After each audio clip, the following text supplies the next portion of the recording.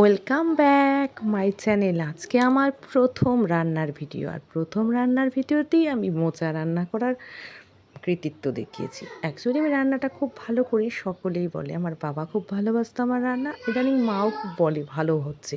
তা মা আশা করে মোচাটা পাঠিয়েছিল, কিন্তু অমাবস্যা থাকার জন্য মাকে আর আমি রান্না করে রিটার্ন দিতে পারিনি। মা নিরামিষ খাচ্ছে, আর আমার আজকে যেহেতু ধোয়া পাকলার কোনো ব্যাপার নেই, এই জন্য পাঠালাম না, আমি নিজেই খাচ্ছি।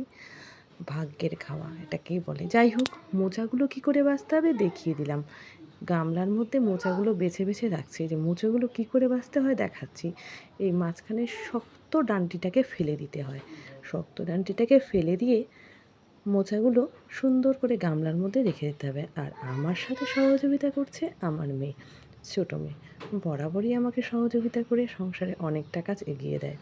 আমার মেয়ের কিন্তু ছোলা হয়নি, আমার কিন্তু সমস্তটাই ছোলা হয়ে গেছে। এবার নিয়েছি আলু আর লঙ্কা।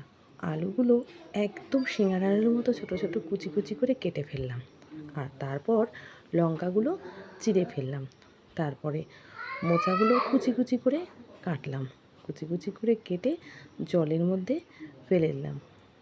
দেখাচ্ছি, সুন্দর করে কাটতে হবে, নাহলে মোচাটা মুছবে না, আর না মুছলে মোচা কখনোই টেস্টি হবে না।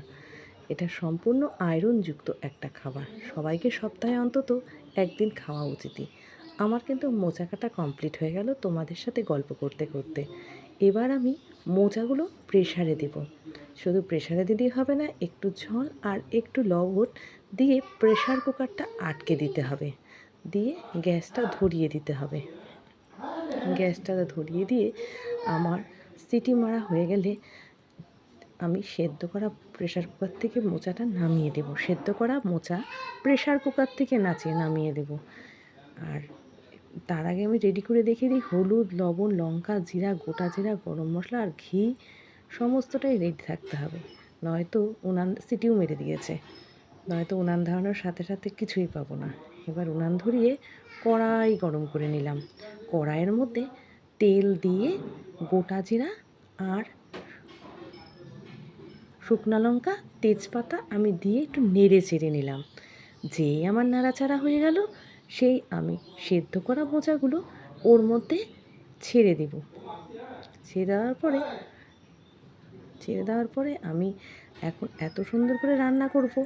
রান্না করার পরে আমি নেড়ে চেড়ে প্রস্তুত হয়ে নিয়ে আমি সুন্দর করে নিয়ে কেটে ফেলবো। এত সুন্দর করে নাড়াচাড়া করেছি, দেখো।